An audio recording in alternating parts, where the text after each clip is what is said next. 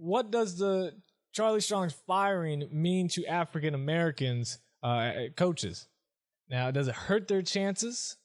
Some people think that he wasn't able to succeed at a premier program. Again, my opinion, still wasn't given enough time.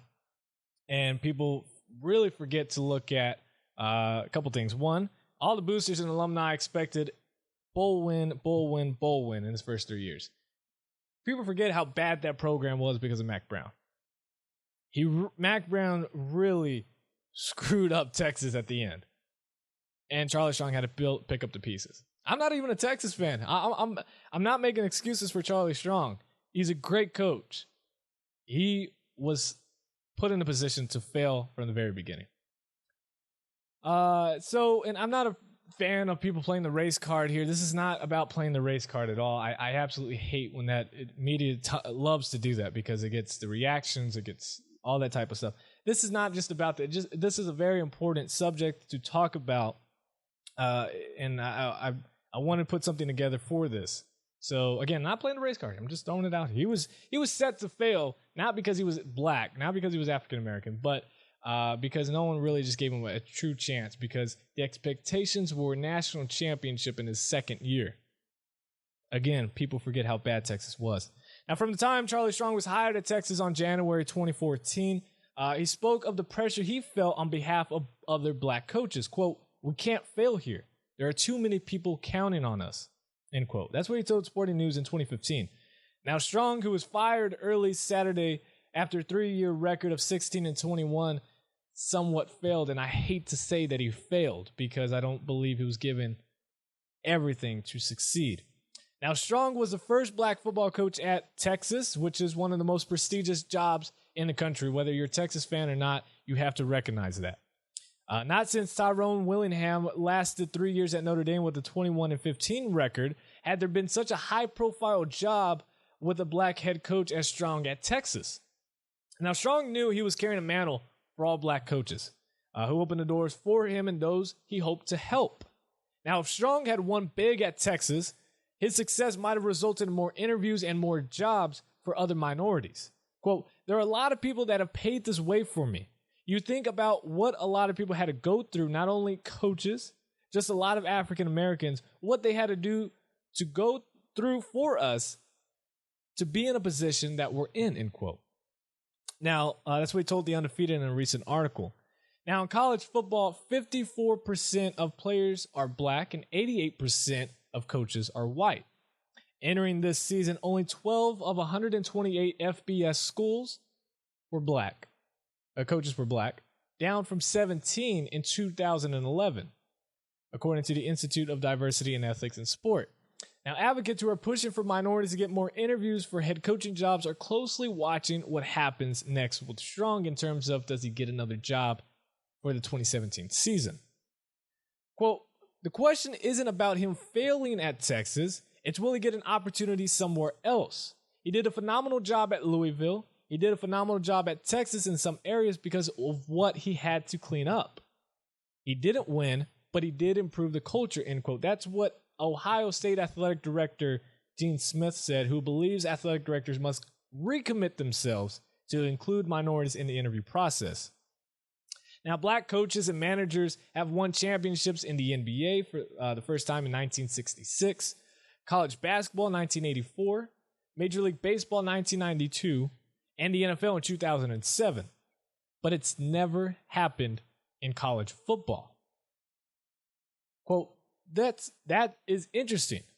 If we were in the 1980s, I'd probably say Strong's firing could hurt other coaches getting jobs. But I don't think that's true today. I think there's a large number of presidents and athletic directors who are looking for the right person. If we could come up with strategies to make sure minority candidates get in front of decision makers, my belief is there would be probably more opportunities, and there would be some who would be successful, end quote. That's what Smith had to say. We'll get into him just a bit. Or that Gene Smith, as he continued to say. Now, current black coaches at prominent programs include James Franklin at Penn State, David Shaw, who's been one of the most consistent coaches at Stanford right now. Kevin Sumlin, who's the 7th highest paid coach in college football at Texas A&M. Some organizations have tried to hold universities accountable for hiring for diverse hiring practices. They're all disappearing. The Black Coaches Association, the BCA, ran out of funding and no longer exists. Resurrecting into Advocates for Athletic Equality, which shut down this fall.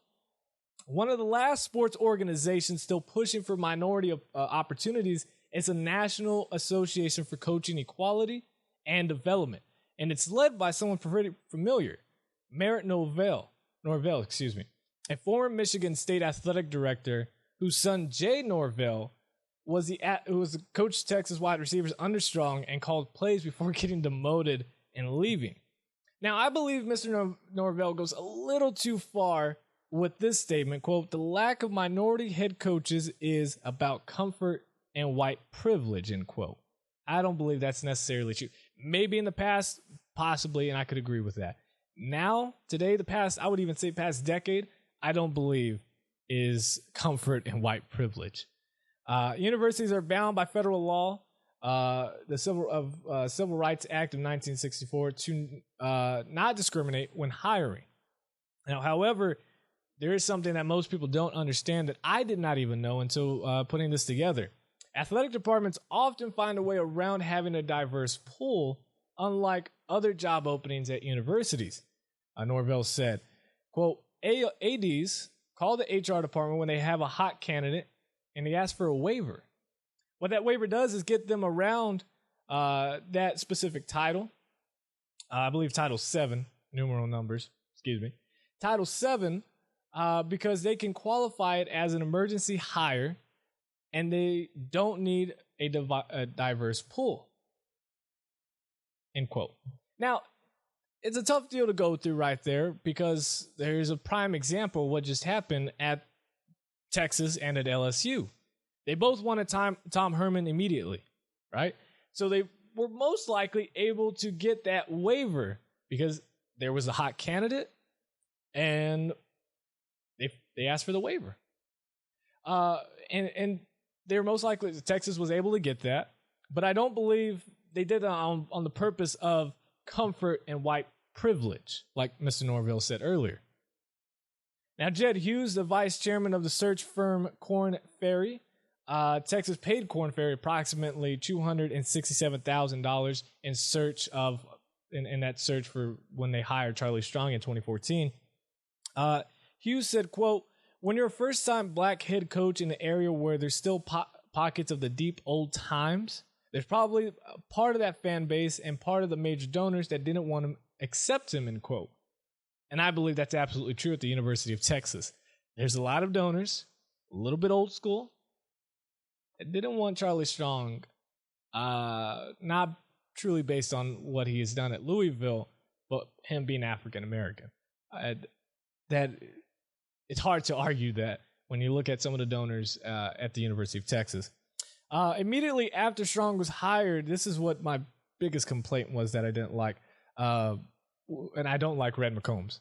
Longtime Texas booster Red McCombs described the decision as a kick in the face. McCombs had lobbied for Texas to hire former NFL coach John Gruden. He even did it again, even though John Gruden said no to every coaching job available. McCombs told ESPN 1250 San Antonio in January 2014, quote, "I don't have any doubt that Charlie is a fine coach. I think he would make a great position coach, maybe a coordinator. But I don't believe he belongs at what should be one of the 3 most powerful universities programs in the world right now at UT Austin. I don't think it adds up," end quote. Obviously, you didn't do your homework at Louisville and on Charlie Strong. Now, Hughes says that the NCAA presidents wanted to enforce a Rooney Rule which is at the NFL for college sports. Quote, "They could get it done," end quote. It's not just college football that lacks minorities in leadership roles. A 2014-15 NCAA survey found that fewer than 10% of athletic directors are black. Minorities hold only 13% of leadership positions in athletic administrations, and only 40% of head coaching jobs in women's sports are held by women. This fall, the NCAA encouraged all Division I, II, and III programs presidents and chancellors to sign a diversity and inclusion pledge. With Strong and Purdue's Daryl Hazel out of jobs now, college football is down to 10 black coaches at the moment. Where that number lands depends on this year's coaching carousel. So, in all, what does it mean? Strong's firing at Texas? It's tough to say. It really is tough to say.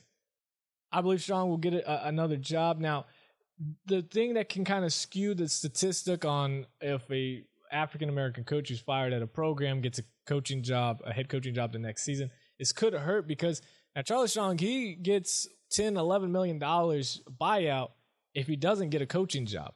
Texas has to pay him that much in the buyout if he doesn't coach this upcoming season. If he does get a coaching job, that number reduces to an amount that hasn't been announced yet, but I'm guessing it reduces probably, I wouldn't be surprised, $2, maybe $3 million. Now, of course, that means he's getting another coaching job, so maybe it makes up the difference, and he gets paid a little bit more at some point.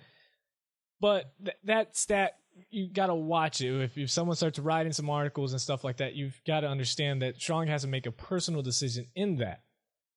I believe Strong will end up with a coaching job, same thing as Daryl Hazel, both are pretty solid coaches. I still don't believe Strong was given enough time. The expectations and the pressure on him, the other coaching staff, including the players, it was a must-win every year. I get Texas is the University of Texas, the brand name is so high, but it comes a point where you have to face reality and rebuild, and that's what he was trying to do. He did the right things. Sadly, just like how money runs a lot of things, Texas, they just cared about wins.